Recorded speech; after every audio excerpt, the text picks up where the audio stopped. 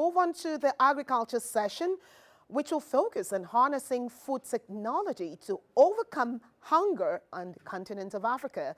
On this panel, we have Dr. Rislanudeen Muhammad, General Manager, Small and Medium Enterprise Bank of Industry of Nigeria.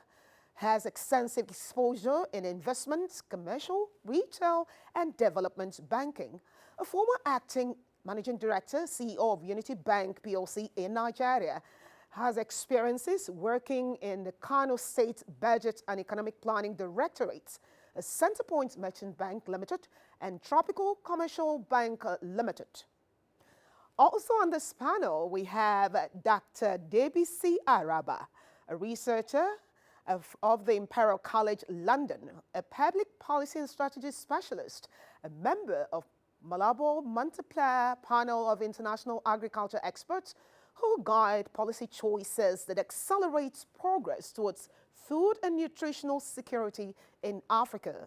A former Africa Region Director at the International Center for Tropical Agriculture, former technical advisor on environmental policy to the Minister of Agriculture and Rural Development in Nigeria. This panel is saturated with experts, as we also have Isaac Sesi, who's the Chief Executive Officer and Head of Product Development, Sesi Technologies Limited, Ghana, an entrepreneur and innovator passionate about leveraging technology to solve some of Africa's most pressing problems. Currently leads Sesi Technologies, a Ghana-based agri-tech company where they develop technologies to solve problems in Africa's food systems. A 2019 MIT Technology Review Innovator, and a 35 along with founders of Google and PayPal. A member of the inaugural list of hashtag 50Next, a global list of young leaders shaping the future of gastronomy.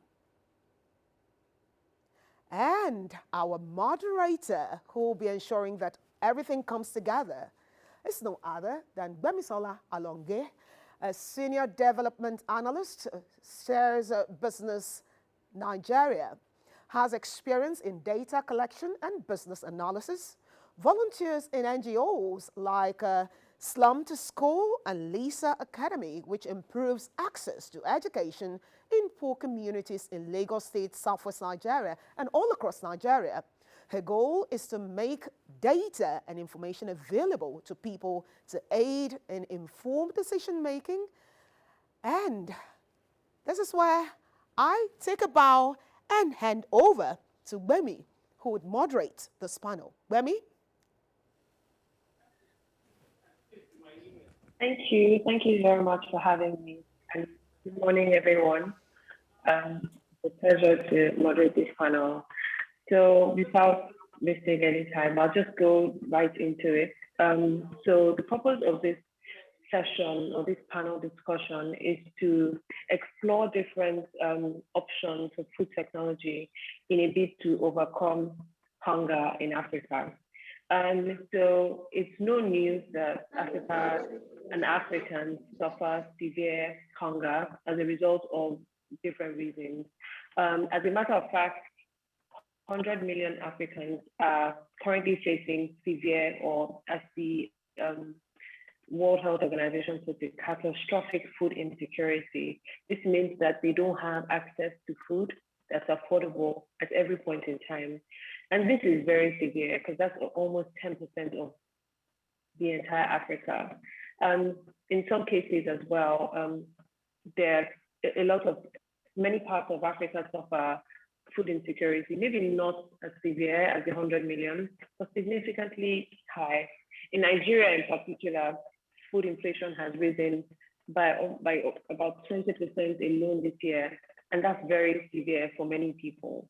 So today we're going to be talking about how we can use technology. I mean, we're in 2021, the fourth industrial revolution. So how can we harness technology that we already are so familiar with to improve access to food and to reduce hunger in Africa? So to start this session, I'll go to Dr. Debisi Araba and just ask him about the situation of food insecurity. I mean, we hear every day, or people in the Northeast are severely food insecure. 100 million people in Africa don't have access to food. How bad is it really? Can you just give us a picture of how bad it is? And I guess tell us why you think, this is the situation across Africa. Thank you very much, Gbemi, and good morning, everyone. So I think to summarize, the situation is very bad, not just in Nigeria or even across Africa, but around the world. The global pandemic, if anything, accelerated or sharpened our focus on where the deficiencies are in how people access healthy, safe, nutritious food. We've seen images of people either, or empty shelves in supermarkets, or people, governments developing emergency relief programs, not just across Africa, in Asia, North America, Latin America, it's the rest of South America. So it's a global issue, how humankind can produce food in enough quantities to ensure that everyone has, affordable access to something that is healthy and safe. So it's not just about having full stomachs, Gbemi. The other part of it is nutrition, and the focus over the last decade or two, the global agri-food sector has shifted focus from pure ramping up production to accelerating access to nutrition and health. Or nutrition to improve health, and that's where the rubber hits the road. So in Nigeria, for example, you have your macronutrients with food, carbohydrates, proteins, the basic macronutrients, and then you have your micronutrients like zinc, iron, etc., vitamin A, trace minerals, vitamins, etc.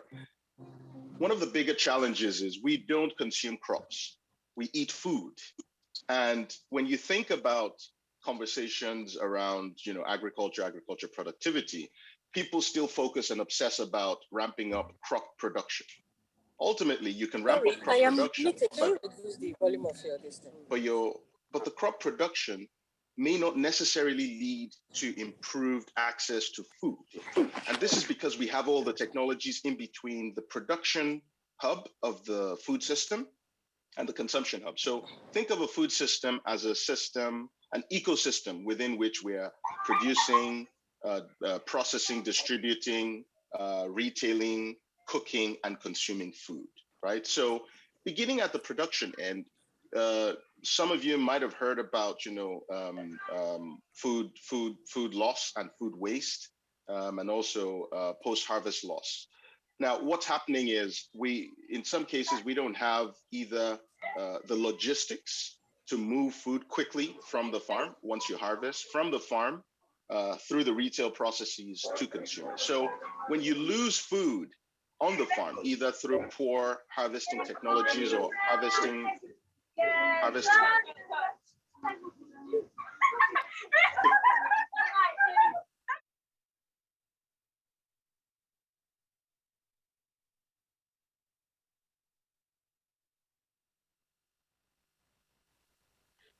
Okay.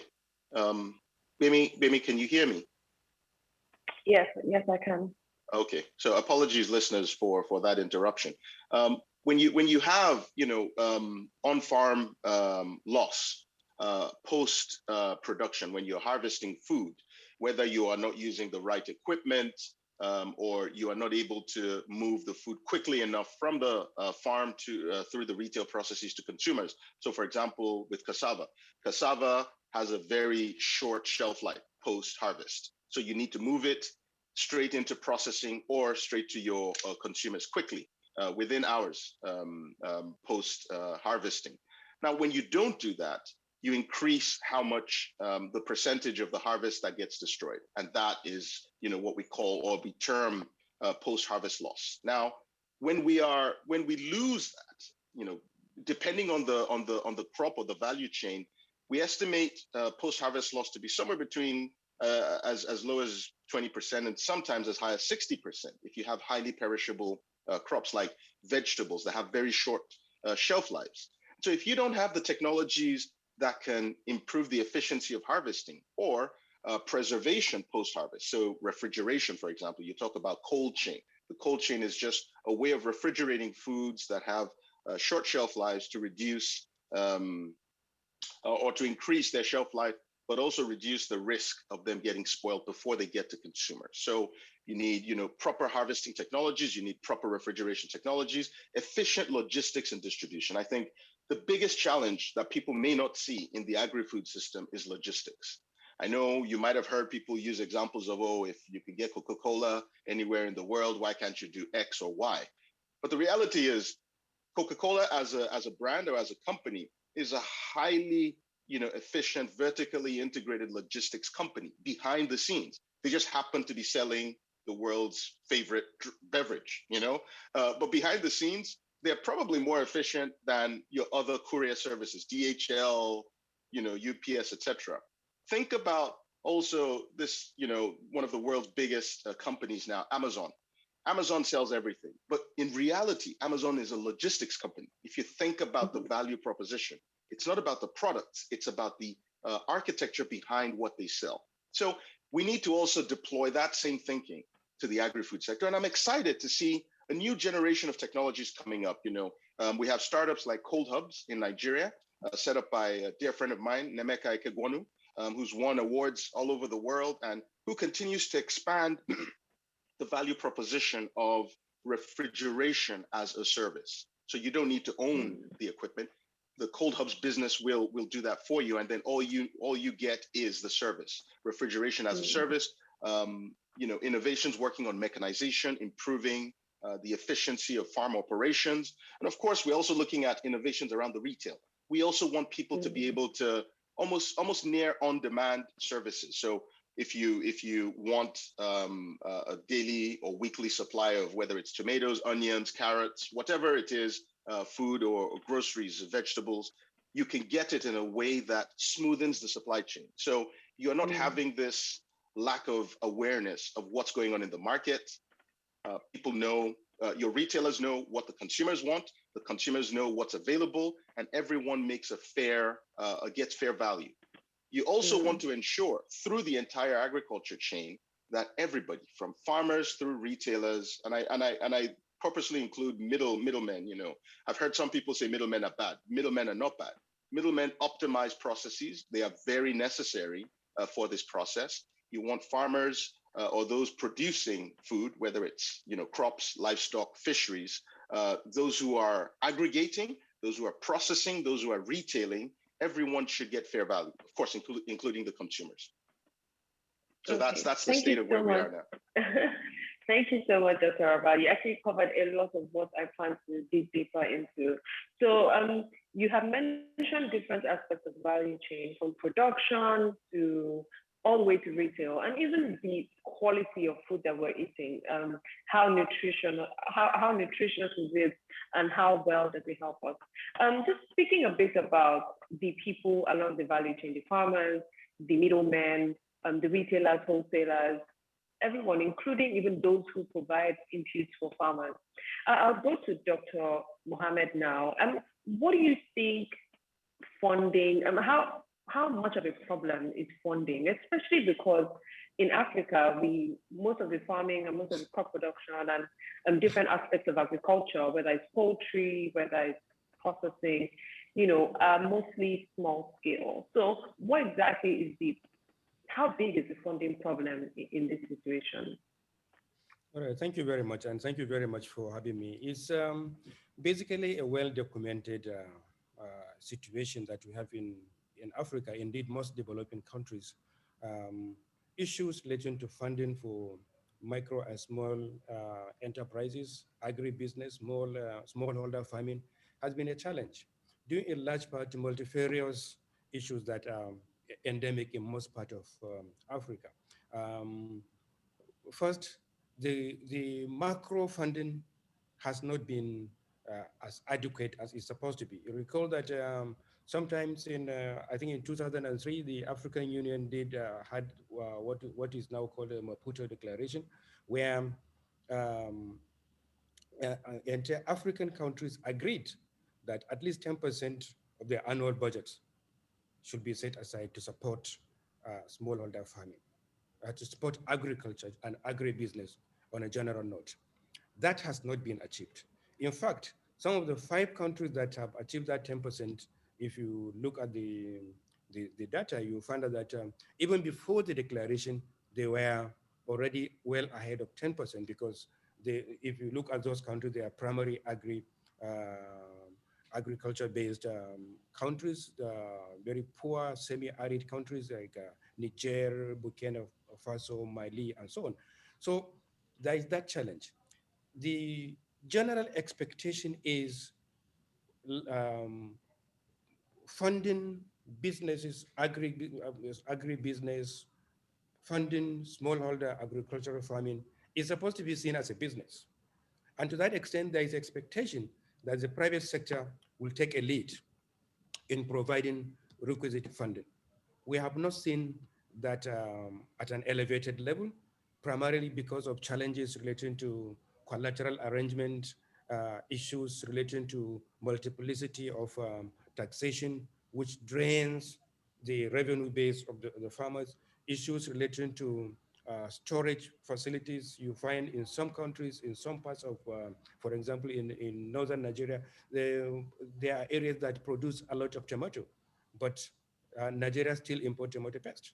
So all these challenges of, lack of integration, backward and forward integration of those small businesses impact and became natural disincentive to private funding, especially deposit money bank. And that is where the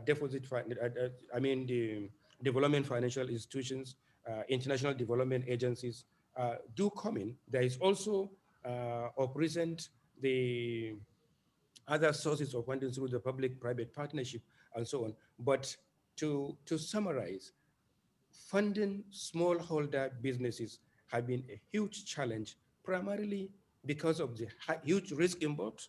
And if there is a risk, typically banks will want to hedge against those risks by having a collateral arrangement. And those smallholder farmers do not necessarily have that kind of collateral that will support their businesses to grow and that will incentivize them to produce while ensuring that there is a proper integration in terms of off-takers, aggregators, and so on. Thank you, Dr. Mohammed, and thanks for highlighting the issues that have prevented deposit money banks from financing. Usually when we think of funding businesses, we think of banks, we think of already existing traditional financial organizations. But these organizations are currently, like you've mentioned, unable to support businesses where they know that there's high risk. So what they do is they try to ask for collateral just to sort of hedge themselves against those risks. But they're asking for collateral from business owners who can barely survive and can barely afford to provide this collateral. So it's very important, and I thank you for highlighting that. Before we go to Isaac, Sesi, just a few ground rules. If you're not speaking, kindly mute your mic. As much as possible, let's try to prevent any form of interruption. If you have any questions, you can drop them in the chat box, and then we'll respond to them as much as we can towards the end of the session. Thank you. So to Isaac Sesi, thank you for joining us. We have mentioned a few, Dr. Araba had mentioned a few issues that have to do with the agri sector, from crop production all the way down to retail. And I know that your company provides some technological solutions to agri businesses. What issues would you say you noticed that birthed your business, or what led to you creating this technology business? Thank you very much. For us, just to give you a bit of a background, I started as a research engineer at the Department of Agriculture and Biosystems Engineering in Kwame Nkrumah University of Science and Technology. And my research usually was around the area of post-harvest losses and simple technologies that could be used to mitigate post-harvest losses. And during my research from 2014 to 2017, one of the value chains we focused mainly on was on the grain value chain. And we realized that even though, especially in Ghana, production kept increasing year after year, we were seeing lots of losses. We were seeing farmers lose a lot of their harvest to post-harvest losses. And many of the causes were just the lack of available tools and services for farmers to preserve preserve their harvest. So take, for instance, a typical farmer harvests his corn. Getting a thresher to thresh is a problem. And so the corn just lies on the field for weeks while they look for a thresher to come and thresh. After successfully threshing, hopefully, there's no way to dry. And so they just spread the corn on the ground, like basically on the bare ground. And then hopefully a truck is passing by and the truck stops and the truck says, okay, I want to buy your corn. So these were like the challenges that we were identified. And in trying to solve that, we realized that there's no single solution or approach that will solve that problem.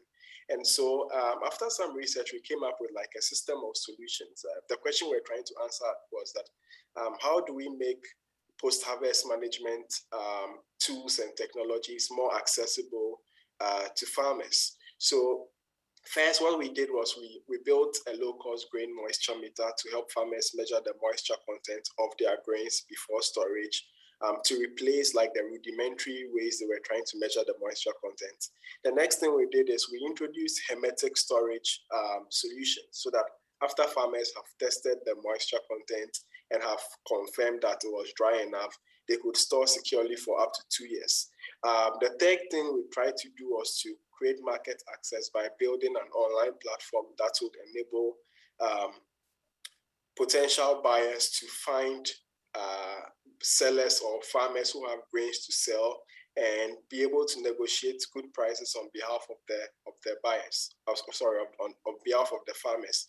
And so for us, after a lot of research, we came out with a systems approach to try and come up with affordable, accessible solutions that really addressed the key causes of post-harvest losses. Because we realized that production is enough. I mean, production, we complain about low productivity, which is true. But then we realized that if we were to preserve a lot of the waste that was coming, there will be less pressure, or there will be less pressure to boost productivity to really high levels. If we can manage what is coming out and prevent them from going bad, the need to really increase productivity very high would be reduced. So for us, we focus on solving post-harvest losses in the grain value chain. Thank you very much. And I'm happy that you touched on a few aspects of the value chain, from helping farmers measure their moisture content. By measuring your moisture content, you know how long you can store it for, to helping them even store the grain, and then providing an outlet for them to sell their goods at the end of the day, which is very important, especially for farmers. So if you teach them how to store, but you don't give them the market, you're not exactly helping them. So it's just like giving them something that would encourage them to adopt the other technology that you provide. And now we know, now that we know what the issues are, and we know technology is just simply applying science for practical purposes. So applying science in real life. Agric on its own is already scientific. So technology is taking this scientific background, or this scientific thing even further. So I have a question for Dr. Araba.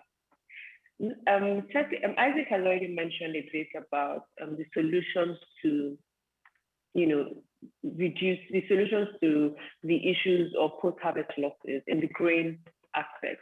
One major issue with post-harvest losses in Nigeria that we face is in sectors like tomato or very highly perishable foods. We mention every time that Nigeria produces the second largest producer of tomatoes in Africa, yet the second largest importer tomato paste as well.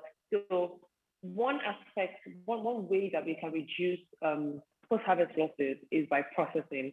So what technology can we implement, especially affordable technology that smallholder farmers or small-scale processors can adopt so that we reduce post-harvest losses, especially for highly perishable goods or food? Yeah, thank you very much, Gbemi. And just as Isaac has shown, it's important to deploy these technologies not just at the scale, but not only sophisticated technologies, but frugal technologies that enable you to achieve the same means. In 2019, I'm a member of the Malabo Montpellier panel, I think, as was mentioned when I was being introduced. And in 2019, we released a report called Bite by Bite, how to expand digitalization in the agri-food sector. And one of the things we focused on was connecting practice to academia/research. In Nigeria, let's speak specifically about Nigeria, and then we can extrapolate across the continent. In Nigeria, as an example, we have the National Center for Agriculture Mechanization, NCAM, in Kwara State. NCAM, one way of doing this is just getting NCAM to design or getting research fellowships for engineers. We have world-class engineers in Nigeria. The opportunities for practicing may not be varied or diverse, but once they move out of the country, you find them excelling in respected fields. So if we can find opportunities to get these centers that have already been set up to design products and services, test these products and services fit for market, then we even reduce the cost of the acquisition of the technology, right? This isn't something that I don't want to say it's rocket science, because I think agriculture is far more complicated than rocket science. But to acquire technology isn't hard. To build the know-how isn't hard, but we need to do the right things. We need to invest in the research and development systems. We need to ensure that these research and development ecosystems are connected to business. So people like Isaac should really be spending, as he said, I love his transition from the university into practice.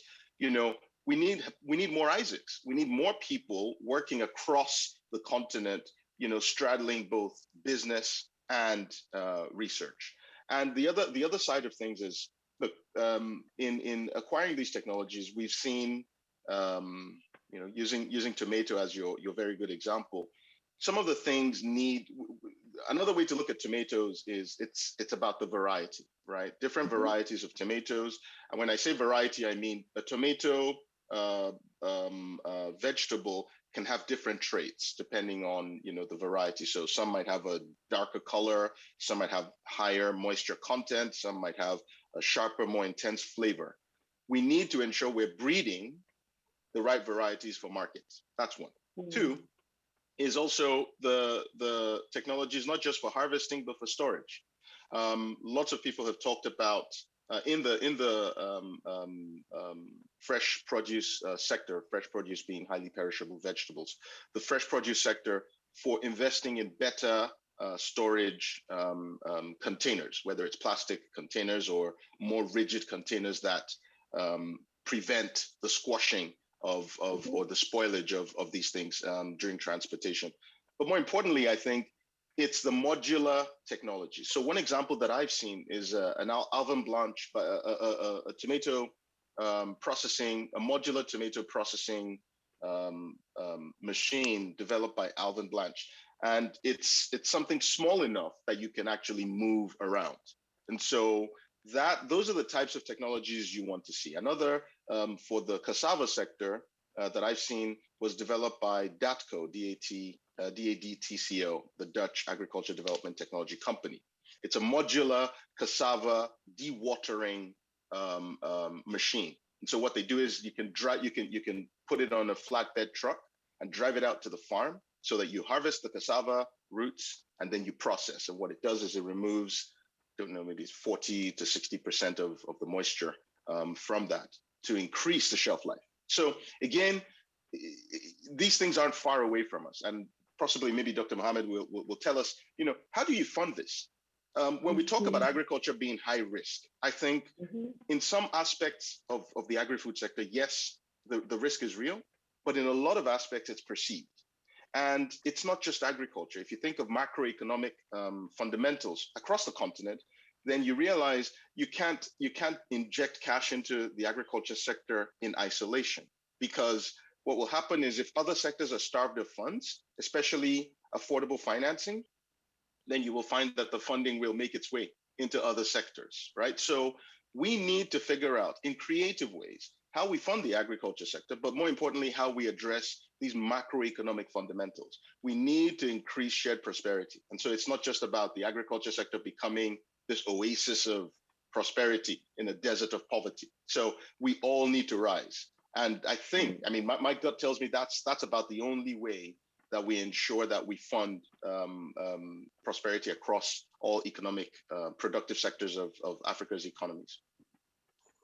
Thank you so much, Dr. Araba. You had even already asked my next question. For those that are just joining us, this session is, we're talking about harnessing food technology to overcome hunger in Africa. And Dr. Araba had just explained to us the different technologies. I would call them the low-hanging fruits of technology, really, in improving or reducing post-harvest losses and improving processing in Africa. One of the things that he mentioned is just, having the people who already have a theoretical knowledge sort of transition to the business side. You already know how it works. You know how it works on paper. How then do you implement it in such a way that it's not too far-fetched? You're not bringing high tech or too high tech. You're just bringing something that can easily be implementable by already existing stakeholders in the sector.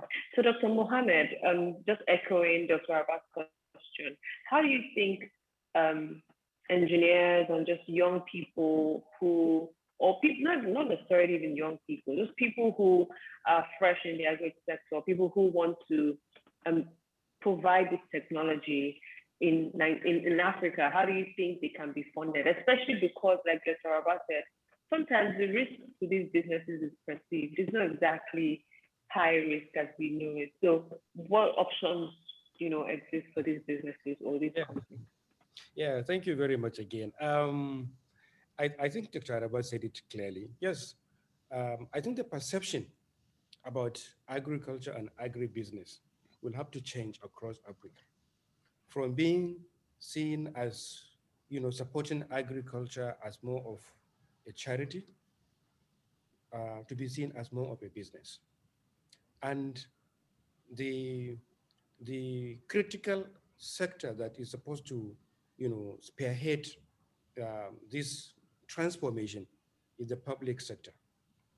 And in collaboration with the private sector, the support that the public sector gives will incentivize the private sector to get in and invest more massively into the business. And how do they do it?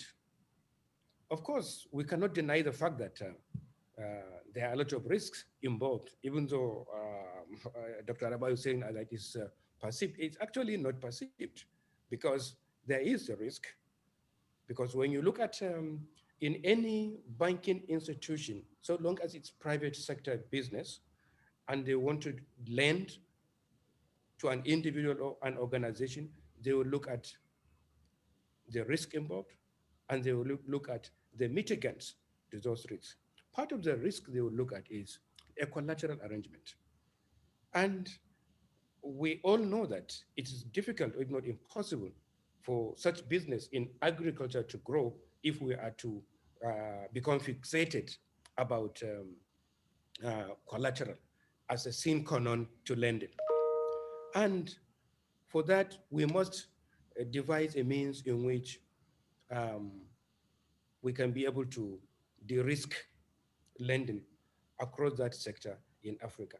In addition to changing the mindset of seeing agriculture, agribusiness as kind of a support, but more of a business. Because indeed it is a business. And in your opening remarks, you did mention the fact that the advent of COVID, there is a report from the World Bank which said that almost 250 million Africans were facing hunger as a result of shortage of food and so on. And there is also the story of wastage because of lack of the linkages between the different aggregators, from the farming to the factory that will the processes and so on. All this requires funding, and those funding can come first by providing, like I said, support by the public sector.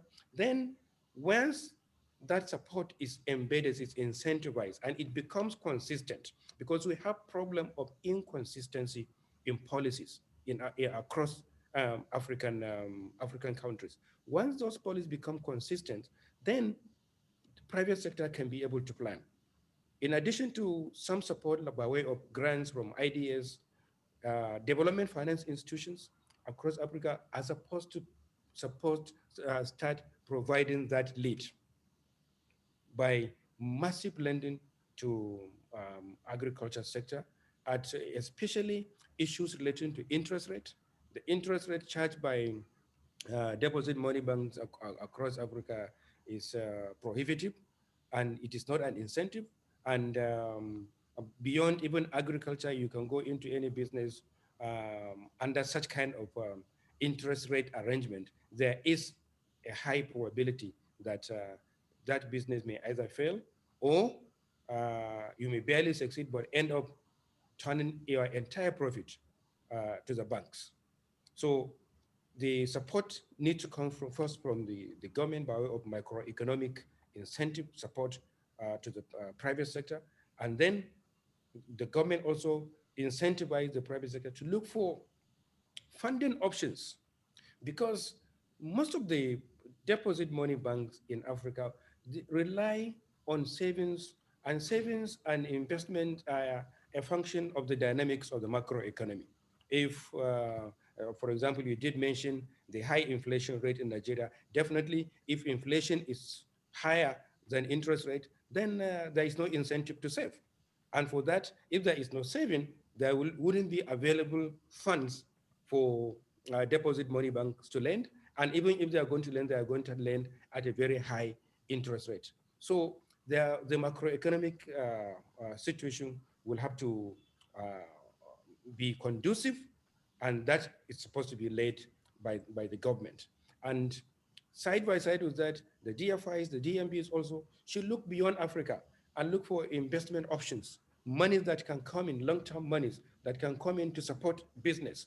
Monies, not hot money, not money that comes in and they just want to invest in the capital market for a year or two and take away that money. Long-term money, people that want to come and truly invest in Africa. Is a huge economy. It's a huge market. We are over 1 billion people. We are growing, and majority of Africans are young people. So there is an opportunity, and we have to sell ourselves before we can, because the funding is available offshore. But we have to sell ourselves, we have to portray ourselves, we have to also address our internal challenges, especially across the Sahel, in Western Africa. Now there is even a problem now in Ethiopia, issues relating to security. Because without security, there won't be adequate incentive for all those funding options. Thank you very much.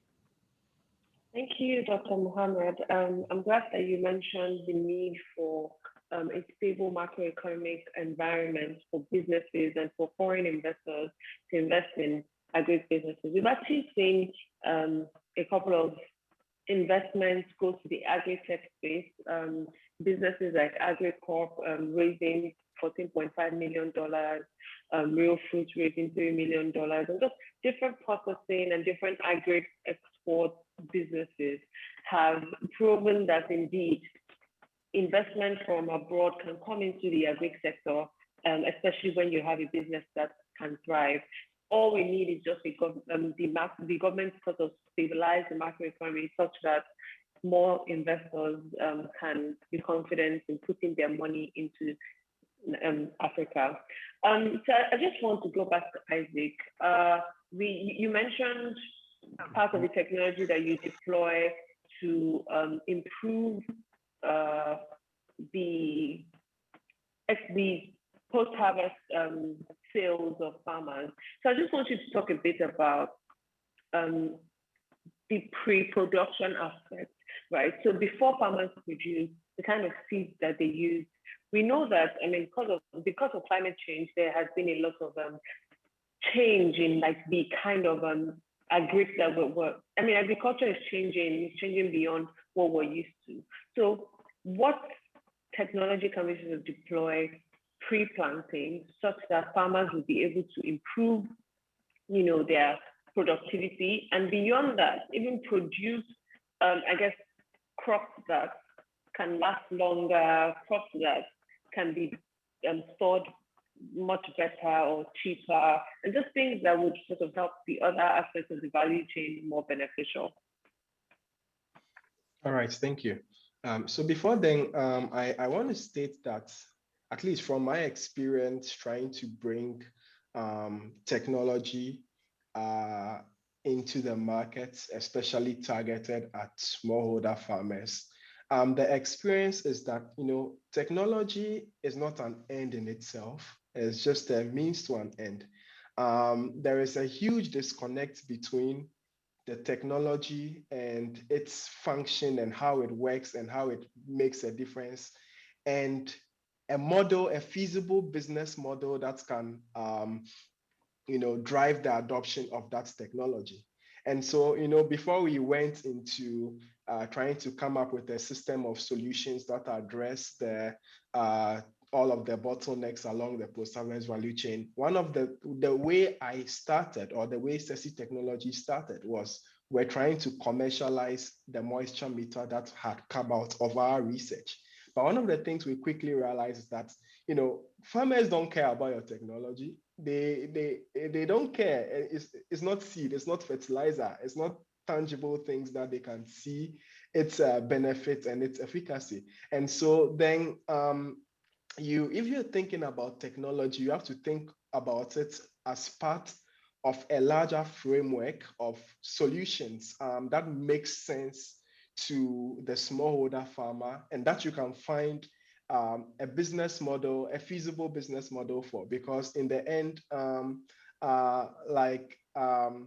Dr. Mohammed said, it's not charity, right? If you are an innovator and you cannot figure out how to make money out of your innovation, then you just fall by the wayside. That's why if you look at all of the agri-tech companies in quotes that are making it, you realize that the tech aspect is they're solving basic problems, right? The solution is not the tech. The tech is just an enabler to help them provide solutions.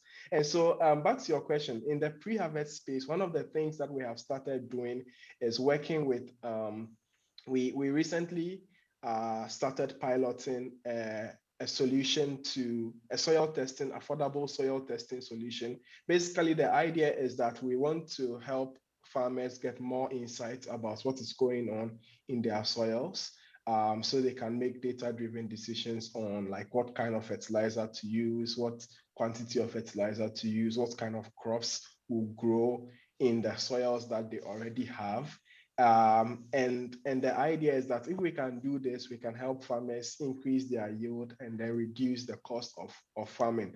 But then what is more important to us is what framework do we use to deliver this solution to farmers? Are farmers going to be willing to pay? Are we going to sell physical sensors to the farmers, or are we going to provide it as a service? And if we are providing it as a service, who is paying for it? Are we working with the Ministry of Agriculture or the local agriculture office? Are we working with extension service providers who will be providing this as part of extension services, or are we giving this information to farmers as SMS or as like a voice call or what? So beyond the technology itself and how it can help improve farmers' yield and other pre-harvest parameters is the framework within which these innovations are presented, because that is even more important. That is why we have a lot of funding that is going into research, innovations that are coming out, and those innovations are lying on the shelves. Like there's a whole database of innovations that have been developed, funded by the USAID and all of the development agencies that are still lying on the shelves that are like ready to adopt research. And it's just that, where people are, it's being looked at the wrong way. It's being looked at just from the innovation side and not also of, okay, how is this going to work in Africa? So I know I'm going on a tangent a bit, but I think that it's important to really state categorically that it's less of the innovation and more of how do we deliver this innovation within the context that makes sense for African farmers and how agriculture is done in Africa. We really have to think about that. Otherwise, we're going to keep talking about the same problems over and over and over again. So thank you. Thank you so much, Isaac. We're almost out of time. If you have any questions, please drop them in the chat box, and we will respond to them we'll respond to as many as we can. So back to you, Dr. Araba. We've spoken a bit about the production aspect, spoken also about storage, spoken about processing. One major issue with insecurity, food insecurity in Africa, especially in war-torn zones in Africa, is access. So one thing is the people there are unable to afford food because they've been displaced from their homes and they've just, things have just changed for them. They're unable to even make money to exchange for this food.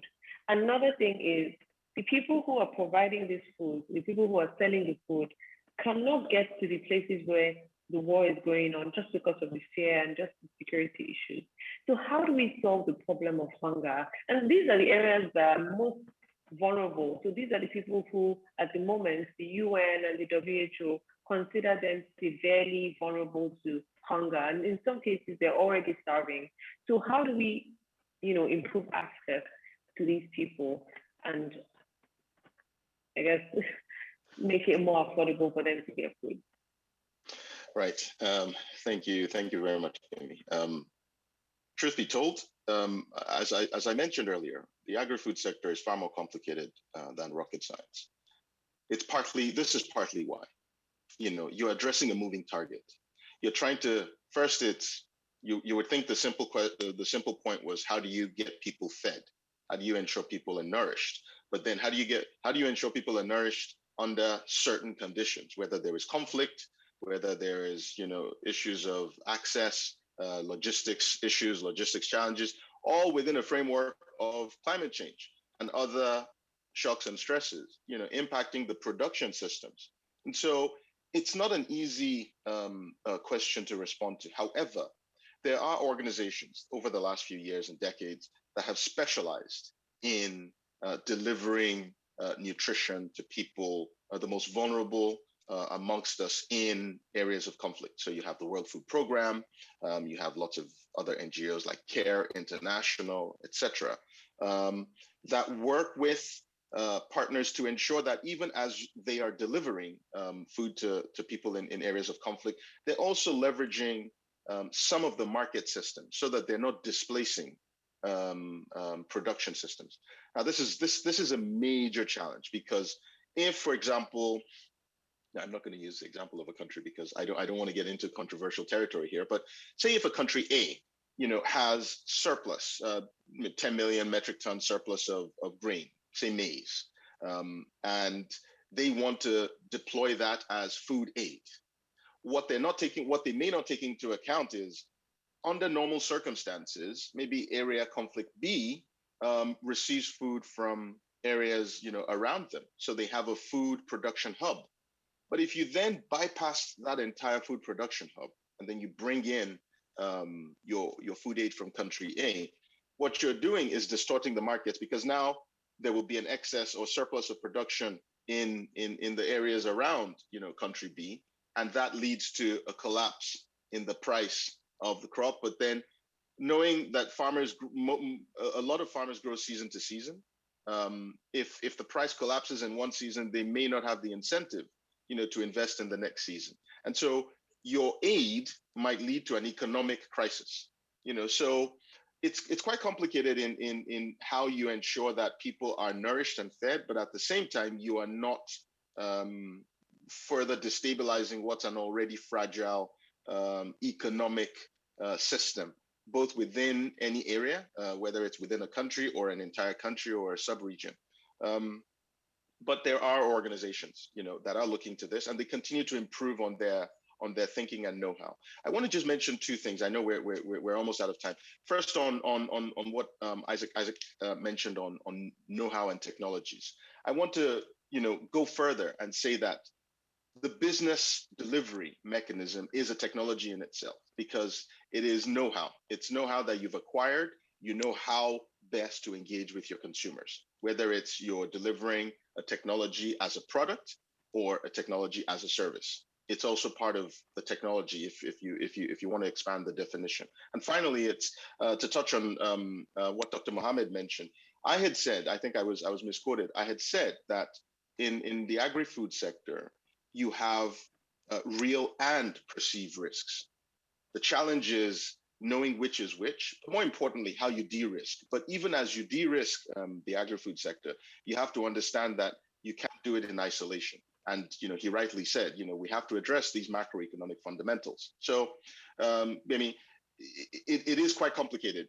So take, for example, any area of conflict, whether it's Northeast Nigeria, Northwest Nigeria, in Ethiopia, the emerging situation or evolving situation in Tigray, or any other area of conflict, both within Africa and around the world.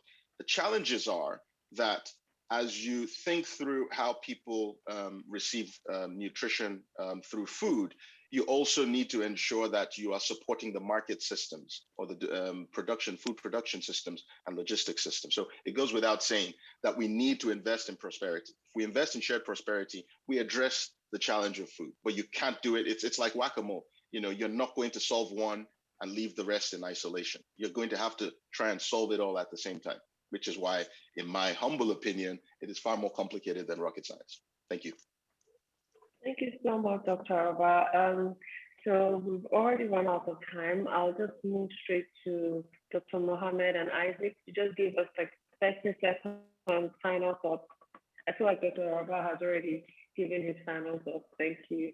So just give us final thoughts for like 30 seconds so that we can close it. Thank you very much. Thank you very much.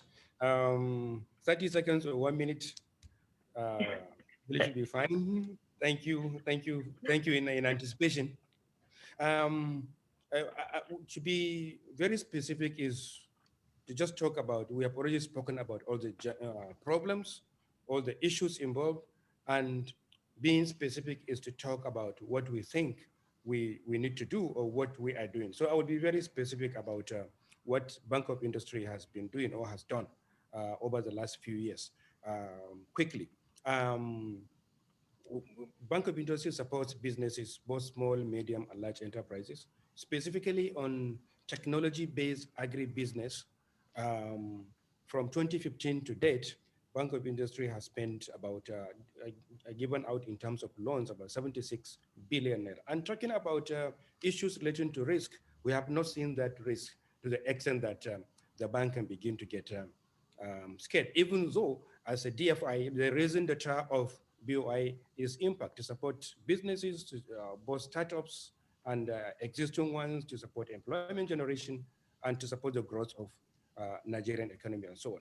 Secondly, there is what we have what we call the End Technology Fund, which is about $75 million, sorry, and about 18.75 million have so far been approved by the Board of Bank of Industry, and it has been disbursed to businesses that relates to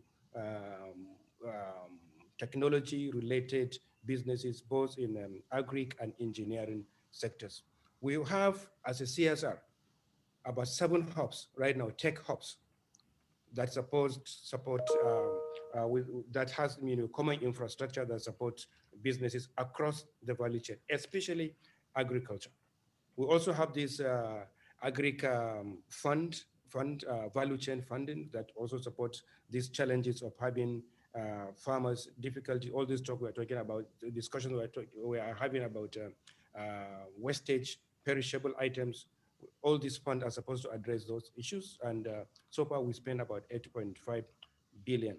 And for youth that we are talking about, we have 2 products.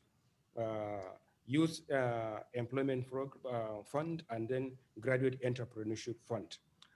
From the two, we have given out about 2 billion naira so far to small businesses, agri businesses, to youth. And when you talk about youth, definitely you cannot, and you are granting loans to youth, definitely you cannot begin to talk about collateral. So for that aspect, we have the bank has taken the risk, and so far we have not seen any reason why we should not do more. Thank you very much. Thank you so much, Dr. Mohammed. Isaac, 10 seconds, please. All right. I think I would direct mine as someone who considers myself a representative of young people who are looking to go into agricultural technology. I would direct mine at young innovators who are looking to go into agricultural technology. One of the most important lessons I have learned is to focus on solving like real problems, because most of the time, you know, we go crazy with technology and we go crazy with all of the fancy stuff we think could happen at the expense of solving real problems. And so the field is fallow.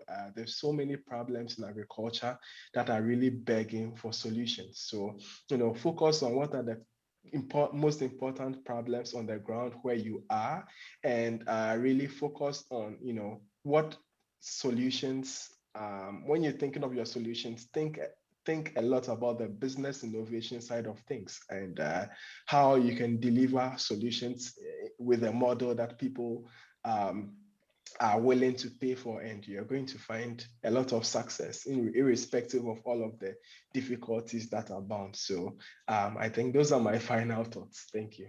Thank you so much, Isaac. Thank you so much to our speakers. They have been very, very insightful.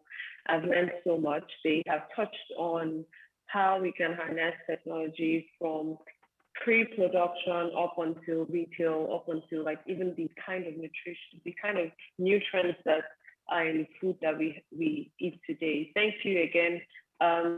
If, for those who want more information on what Dr. Mohammed has spoken about, you can find them on the back of industry's website. I'm pretty sure you can also find information about Sesi Technologies on their website. Thank you again, everyone. And I guess, like Isaac said, we should go out and solve real problems.